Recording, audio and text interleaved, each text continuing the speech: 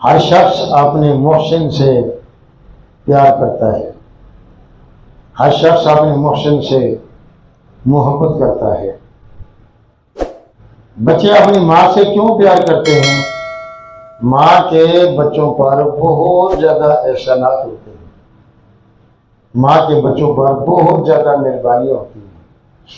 बच्चे अपने वालिद से क्यों प्यार करते हैं? वालिद के बच्चों पर बहुत ज़्यादा एहसानात इनामात होते हैं, मेहरबानियाँ होती हैं।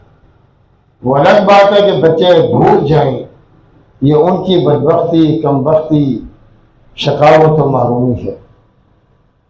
खामन बीवी से प्यार करता है, बीवी खामन से प्यार करती है। क्यों?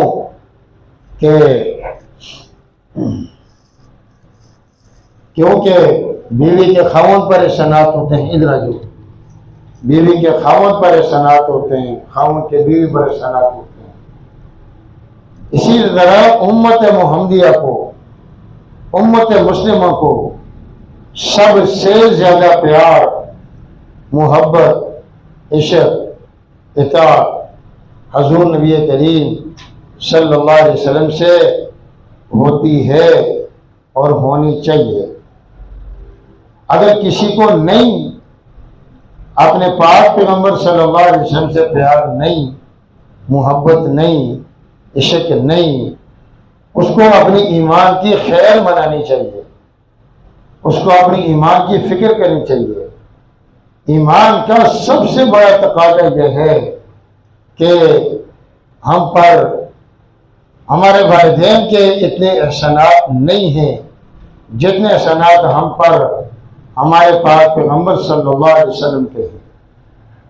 इसलिए हम ये तो कह सकते हैं कि हमारे माँ बाप आप सल्लल्लाहु अलैहि वसल्लम पर कुर्बान हों, ये तो कह सकते हैं, लेकिन इसके उलट हम नहीं कह सकते। हर चीज हुजूर सल्लल्लाहु अलैहि वसल्लम पर कुर्बान हो। हमारी जान, हमारा माल, हमारी इज्जत, हमारी सब कुछ माँ बाप बीवी बच्चा पर कुर्बान हो। नबी अलैहिस्सलाम ने फरमाया, तुम में से कोई शख्स उस वक्त तक मोमिन नहीं हो सकता जब तक कि वो अपने वालिद, अपने बच्चों, तमाम लोगों से ज्यादा मुझसे मोहब्बत न करे। तो हज़रत उमर फारूक रज़ियल्लाहु तआला अन्हु ने फरमाया कि मैं सबसे ज्यादा आपसे प्यार करता हूँ, लेकिन फिर भी जान हर एक को अपनी प्यारी होती है, मैं अपनी जान से भी ज्यादा आपसे प्यार करता हूँ। नबी अलैहिस्सलाम ने फरमाया, उमर आपका ईमान पूरा नहीं है, तुम्हें अपनी जान ज्यादा प्यारी है मुझसे? फरमाया हाँ। फरमाया आपका ईमान कामिल नहीं है, आपका ईमान पूरा नहीं है, आपका ईमान मुकम्मल नहीं है। हज़रत उमर रज़ियल्लाहु तआला अन्हु ने थोड़ी देर खामोश होकर गिरबान में सोचा, फिक्र की, सोच कर फिर सर उठाया और फिर फरमाया कि अल्लाह के नबी सल्लल्लाहु अलैहि वसल्लम, अब मुझे अपनी जान से, अपनी बीवी से, अपने बच्चों से, वालिदैन से सबसे ज्यादा प्यार मोहब्बत आपसे है। नबी अलैहि सल्लम ने फरमाया, ए उमर, अभी आपका ईमान मुकम्मल हो चुका, अभी आपका ईमान कामिल हो चुका।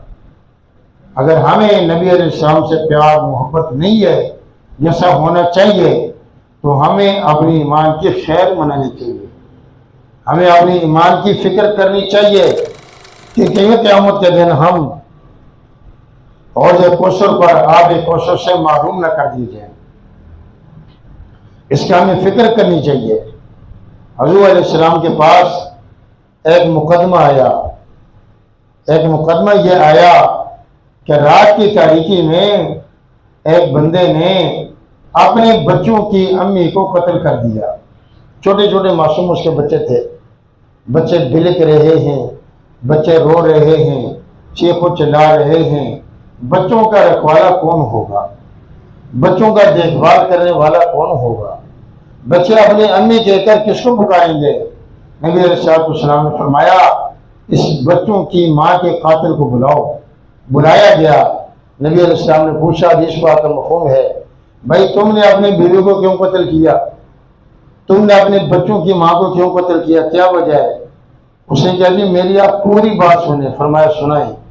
उसने कहा कि मैं रोजाना आप सल्लल्लाहु अलैहि वसल्लम की मजलिस में हाजिर होता और हाजिर होकर जब घर जाता तो वो कोसती, वह की शान अक़दस में नाज़ेबा बातें करती, मुझे गवारा नहीं, मुझे बर्दाश्त नहीं, मैं सब्र करता रहा करता रहा करता रहा।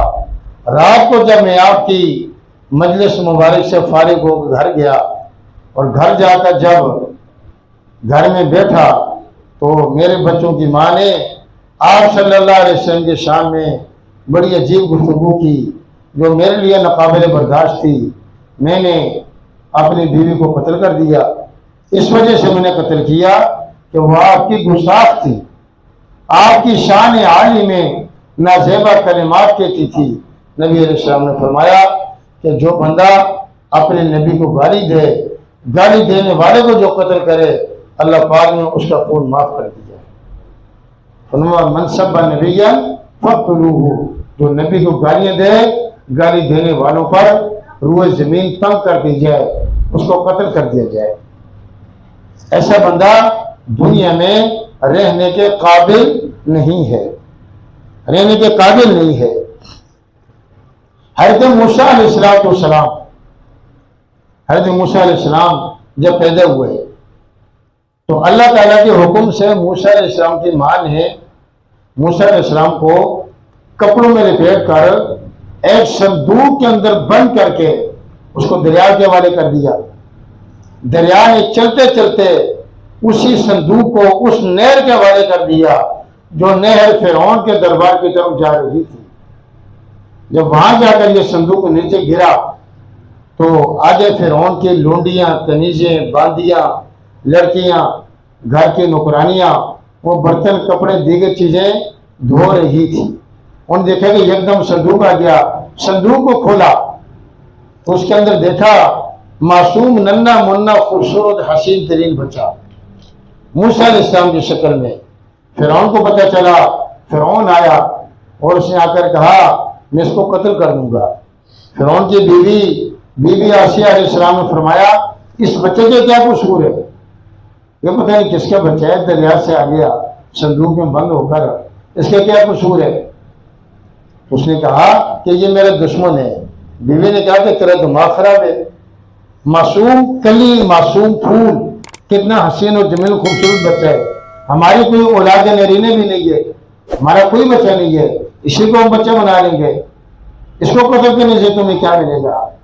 फिरौन की बीवी आसिया अलैहिस्सलाम ने मूसा अलैहिस्सलाम को उठाया और उसको चूमा, उसको बोसा दिया, उसको चूमी दी और अपनी आंखों से लगाया, माथे से लगाया और फिर बीवी आसिया अलैहिस्सलाम ने ये अल्फाज कह दिए कुर्रतु आइनी वलका, कुर्रतु आइनी ली वलका, 20वां पारा सूरह कसस।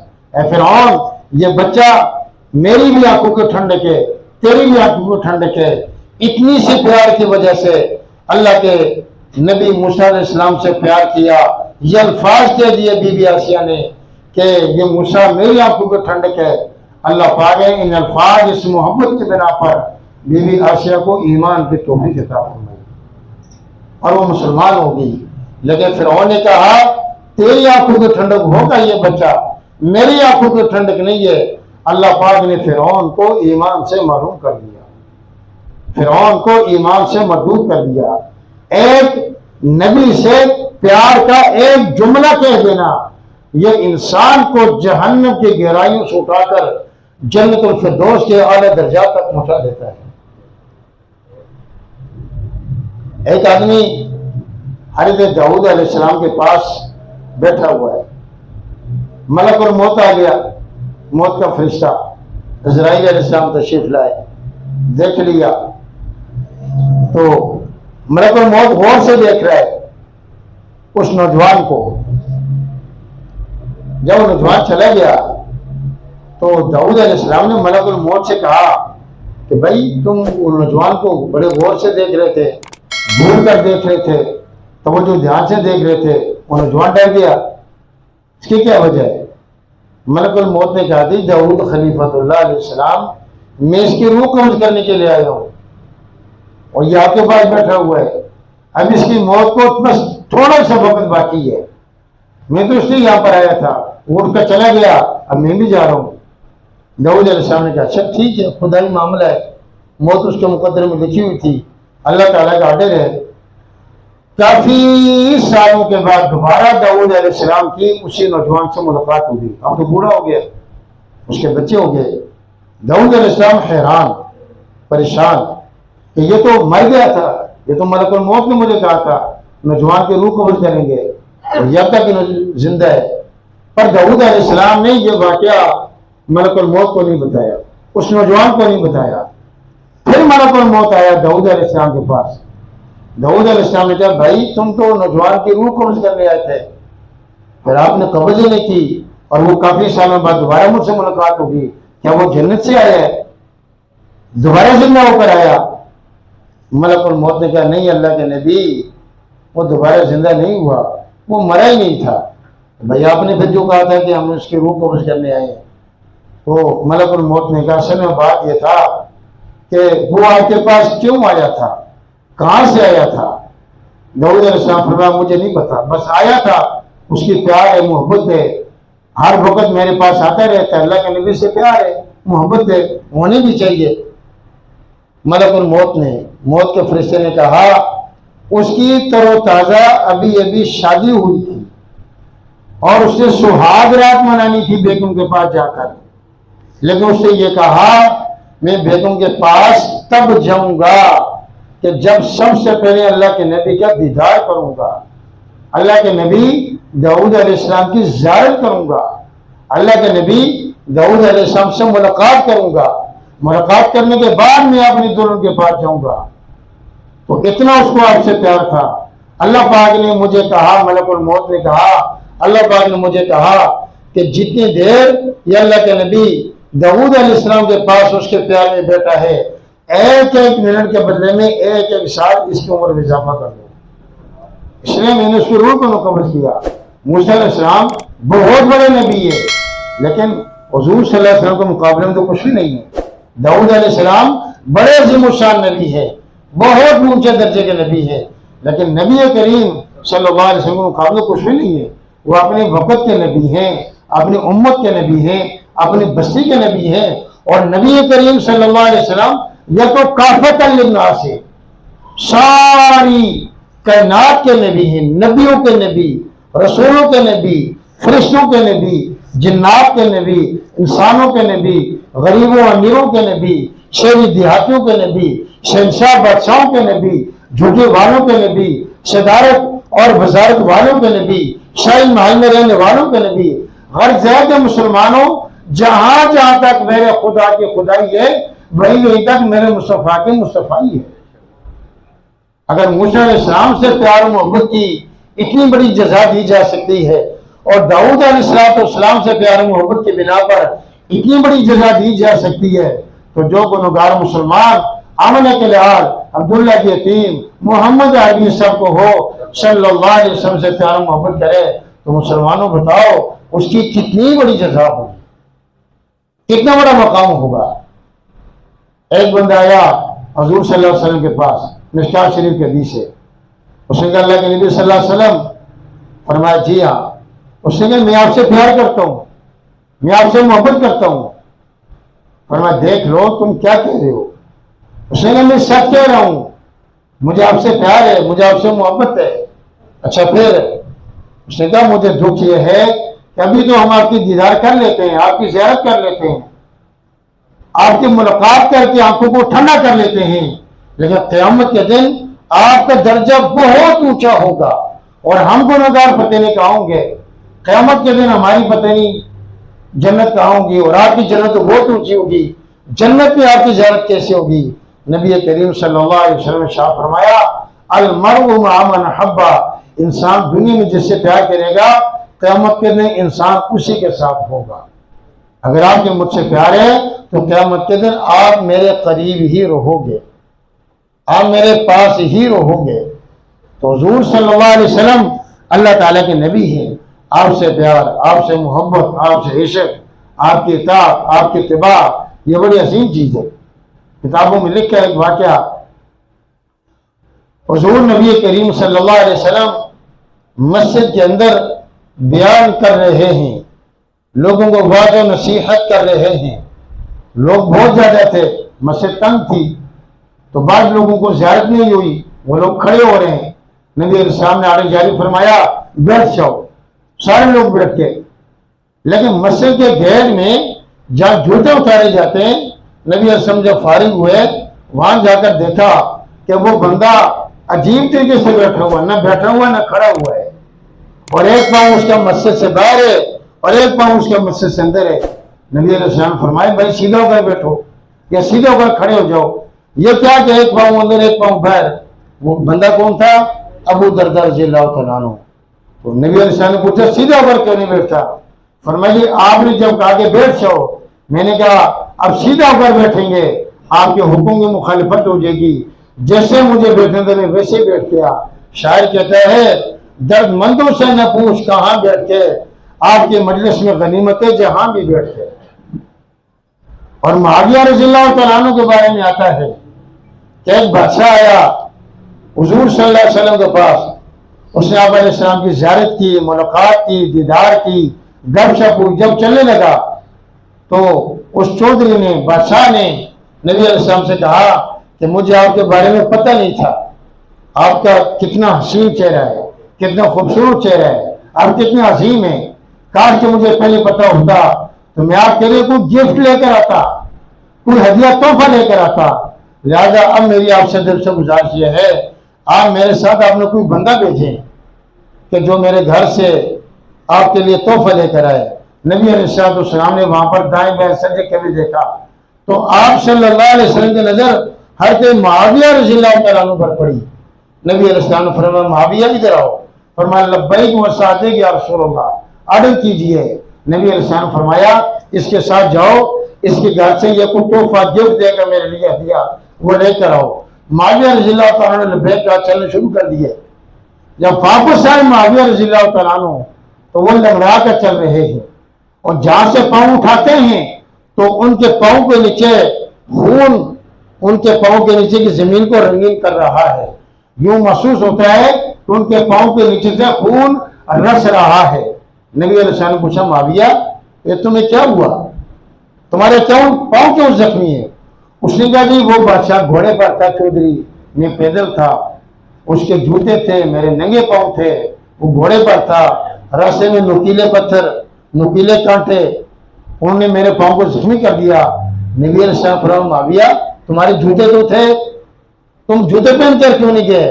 फरमाया अल्लाह के नबी सल्लल्लाहु अलैहि वसल्लम मेरे माँ बाप पर कुर्बान हो, आपने कहा कि जाओ, और मेरे जूते इस तरफ थे, अगर मैं इस तरफ आ जाता जूते लेने के लिए आपकी हुक्म की मुखालिफत हो जाती, लिहाजा मैंने जख्मी होना दोबारा किया, लेकिन आपकी हुक्म की मुखालिफत मैंने दोबारा। नबी अलैहिस्सलाम फरमाया अहलम मिन उम्मती मुआविया, मेरी उम्मत का हलीम बुर्दबार शख्स सबसे ज्यादा हजरत मुआविया है। और फिर दुआ फरमाई अल्लाह महदी हादियम महदियम वादी बिही वाहतदी बिही, अल्लाह मुआविया को ऐसा बना दे ये लोगों के लिए हिदायत के जरिया बन जाए, ये लोगों को हिदायत देने वाला बन जाए, और जो मुआविया के पीछे चले अल्लाह तू उसको भी हिदायत याफ्ता बना दे। अल्लाह ताला ने मुआविया रज़ियल्लाहु तआला अन्हु को आसमान के सितारों की तरह एक बहुत बड़ा ज़िमशान सितारा बनाया। तो सहाबा यूं नबी करीम सल्लल्लाहु अलैहि वसल्लम से मोहब्बत कर रहे हैं। हदीस पाक में आता है नबी अलैहिस्सलाम रास्ते में गुजर रहे हैं तो दो बंदे लड़ाई कर रहे हैं। नबी अलैहिस्सलाम ने करीब जाकर देखा, मारने वाला से तो उमर फारूक है और मार खाने वाला उमर का मामू है आसिम। हज़रत उमर बड़े जरी थे, बड़े जुर्रत बहादुर, बड़े दिलेर थे, और मार कैसे रहे अपने मामू को? एक मामू का एक टांग पांव के नीचे और दूसरी टांग हाथों से पकड़कर उसको चीर रहे दरमियान से, दो टुकड़े कर रहे हैं। नबी अलैहिस्सलाम फरमाया उमर इसको क्यों मार रहे हो? ये तुम्हारी माँ का भाई है, ये तुम्हारा मामू है, क्यों कत्ल कर रहे हो? हज़रत उमर ने फरमाया अल्लाह के नबी सल्लल्लाहु अलैहि वसल्लम आपको नहीं पता, यह अगरचे मेरी माँ का भाई है, मेरा मामू है, लेकिन आपको नहीं पता ये आपकी शान अक़दस के अंदर नज़ेबा कलिमात कहता है, ये गुस्ताखाना अल्फाज अदा करता है। लिहाजा मेरा मामू बाद में है लेकिन पहले मेरा दुश्मन है, मेरी माँ का भाई बाद में है लेकिन पहले मेरा दुश्मन है। क्योंकि ये मेरे नबी का गुस्ताख है। हदीस पाक में आता है हज़रत उमर ने अपने सगे मामू को नबी अलैहिस्सलाम की मोहब्बत में चीर कर उसके 2 टुकड़े कर दिए। ये थी सहाबा इकराम की हजूर नबी करीम सल्लल्लाहु अलैहि वसल्लम मोहब्बत। आज तो हम अपनी नबी की मोहब्बत में फजर के वक्त बिस्तर को नहीं छोड़ सकते, एसी वाले कमरे को नहीं छोड़ सकते, हम गर्म कमरों को नहीं छोड़ सकते।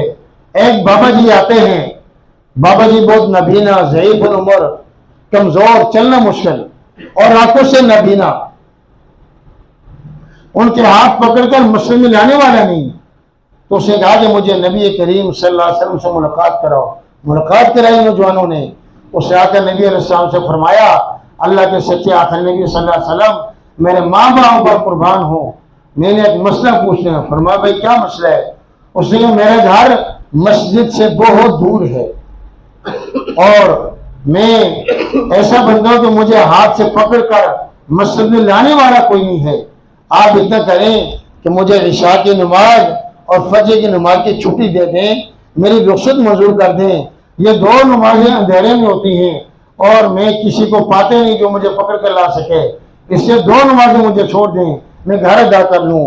नबी अलैहिस्सलाम ने फरमाया, हदीस पाक का मफ़हूम है कि तुम मुअज्जिन की अजान की आवाज़ सुनते हो, बिलाल की अजान की आवाज़ तुम्हारे कानों में पड़ती है? उसने कहा जी हाँ, अजान की आवाज़ तो आती है लेकिन मैं नहीं आ सकता। नबी अलैहिस्सलाम फरमाया, ला सलात लिजारिल मस्जिद इल्ला फिल मस्जिद, तुम्हारी नमाज मस्जिद के अलावा होती ही नहीं है, तुम्हारी नमाज घर में नहीं होती है। आज हम झूठी जुबानों से अल्लाह के नबी को सच्चा तो कहते हैं, लेकिन हमारा किरदार क्या है, हमारा रवैया क्या है, हमारी नमाजों की क्या हालत है? सूखे दावे करने से, सूखे नारे लगाने से, खुश नारे लगाने से हुजूर सल्लल्लाहु अलैहि वसल्लम नहीं मानेंगे। अगर उनको मनवाना है तो नमाजों की पाबंदी, अगर उनको राजी करना है तो कुरान करीम की तिलावत, कुरान करीम की ज़ियारत, उनको राजी करना है उनकी सुन्नतों को जिंदा करना, उनकी सुन्नतों को जिंदा करना। बुखारी शरीफ हदीस है, हजूर नबी करीम सल्लल्लाहु अलैहि वसल्लम के साथ है, मन तमस्सक बिसुन्नती इंद फसाद उम्मती फलहु अजरुन मिअतु शहीद औ कमा क़ाल रसूलुल्लाह सल्लल्लाहु अलैहि वसल्लम। फरमाया जो मेरी उम्मत में बिगाड़ के वक्त, मेरी उम्मत में फसाद के वक्त मेरी एक सुन्नत को जिंदा करेगा, मेरी एक सुन्नत पर अमल करेगा, फरमाया तो उसको 100 शहीदों का सवाब मिलेगा। आप देखिए हमारी जिंदगी से सुन्नतों का जनाजा निकल रहा है और हमें कोई टेंशन नहीं है, हमें कोई परेशानी नहीं है, हमें कोई फिक्र नहीं है। अगर एक बंदा बोरी में रेत भरकर मोटरसाइकिल के पीछे रखकर जा रहा है क्योंकि उसे दुकान में मकान में काम करने वहां पर रेत की जरूरत है, उस बोरी में सुराख हो गया और वहां से रेत नीचे गिर रही है, 500 बंदे उसको रोकेगा, पाजी थोड़ा नुकसान हो गया जी, तुम्हारी रेत गिर रही है, तुम्हारा आटा गिर रहा है, तुम्हारी चीनी गिर रही है, तुम्हारा रेत का नुकसान हो रहा है। हालांकि रेत का एक मट्टी है नहीं जी, एक मट्टी है, हर बंदा रोकेगा। आज हर बंदा नबी की सुन्नत की मुखालिफत कर रहा है, न मुखालिफत करने वाले को टेंशन है और न देखने वालों को टेंशन है। हम पता नहीं किस तरह के हम आशिक रसूल हैं, किस तरह के हम कलमा गो उम्मती हैं। कई नमाजें जमात के दूर की बात है, हमसे कई नमाजें फर्ज और मिस हो जाती हैं और नमाजें हमारी कज़ा हो जाती हैं। हुजूर सल्लल्लाहु अलैहि वसल्लम की आंखें हमसे कैसी ठंडी होगी, हमसे कैसी ठंडी होगी। वो वाक़या लिखे किताबों के अंदर लगता है कि वो वाक़या हम पर पूरा फिट आता है। लैला मजनू का वाक़या कि मजनू था, वो जंगल में रहता था और लैला शहर में रहती थी, तो इन्होंने एक नौकर रखा। वो नौकर रोजाना शहर से उम्दा बेहतरीन आला किस्म का खाना वो जंगल में ले जाकर नौकर देता था मजनू को। लैला अपने हाथों से तैयार करती थी। तो ये उनका सिलसिला चलता रहा। चलते चलते दरमियान में एक और मजनून आ गया, जाली 2 नंबर मजनून। उसने कहा कि ये खाना मुझे दो, मैं लैला का आशिक हूँ। उस खादिम ने, नौकर ने, लड़के ने कहा कि नहीं, आशिक तो वो आगे बैठा हुआ है ऊपर वाली पहाड़ में, तुम तो लैला का आशिक नहीं हो। उसने कहा मैं भी आशिक हूँ। उसने कहा आज तो मैं नहीं दे सकता, मैं रोजाना उसी को देता था, आज तो नहीं दे सकता, कल मैं लैला से पूछ कर आ जाऊंगा। उस नौकर ने, बंदे ने, मुलाजिम ने खादिम ने आकर लैला को बताया कि जी आपका एक और भी मजनून है और वो भी आपके हाथों का खाना मांग रहा था, अब बताओ मैं क्या करूं, दोनों को दूं या जो आगे वाला जो असल आशिक है उसको दे दूं। लैला ने कहा कि तुम ऐसा करो, इम्तिहान लो। अच्छा जी क्या इम्तिहान है? इम्तिहान ये कि इस कटोरे में देसी घी में चूरी बनाई हुई है चीनी शक्कर डालकर, ये तो असल मजनून के लिए है, और ये खाली कटोरा ले जाओ जो 2 नंबरा आशिक है, दूसरा मजनून है, उसको कहना अगर तुम लैला के आशिक हो आपने खून से भरकर ये कटोरा मुझे दे दो। जब खून मेरे पास आ जाएगा फिर मैं दोनों को खाने तैयार करके दे दूंगी। वो खादिम मुलाजिम लड़का नौकर वो कटोरा लेकर गया 2 नंबर आशिक के पास। उसने कहा अगर तुम लैला के आशिक हो तो आपने खून का ये कटोरा भर कर दे दो ताकि लैला तुम्हारे लिए भी खाना तैयार कर ले। उस 2 नंबर आशिक ने कहा कि हम खून देने वाले आशिक नहीं हैं, हम ब्लड देने वाले आशिक नहीं हैं, हम जान देने वाले आशिक नहीं हैं, हम तो चूरी खाने वाले आशिक हैं। फरमाया फिर लैला का खाना भी तुम्हारे लिए नहीं है। अगर नबी से आशिक है तो फिर हमें बिस्तर छोड़ने पड़ेंगे, दुकानें छोड़नी पड़ेगी, कारोबार छोड़नी पड़ेगी, बिल्कुल तलाक तो नहीं देनी, लेकिन खुदा के घर को आबाद करने के लिए, अल्लाह ताला के घर को आबाद करने के लिए इस बंदे का बड़ा मकाम है जो नमाज फजर और नमाज शाम में मस्जिद में आकर नमाज बजमात पढ़ता है। हजूर सल्लल्लाहु अलैहि वसल्लम का इरशाद है कि कितने लोग ऐसे हैं जो अंधेरे की 2 नमाजों में मस्जिद में आए, फरमाया इनको क़यामत के दिन पूरे पूरे नूर की बशारत दे दो। हर वक्त अंधेरा होगा लेकिन जो लोग 2 नमाजों की पाबंदी करके मस्जिद में आएंगे क़यामत के दिन अल्लाह ताला इनको पूरा पूरा नूर अता फरमाएंगे। तो हम नमाजों का ख्याल करें, असली मुसलमान बने, हकीकी मुसलमान बने, 5 नमाजों का ख्याल करें। अल्लाह ताला हमें दीन की समझ और अमल की तौफीक नसीब फरमाए।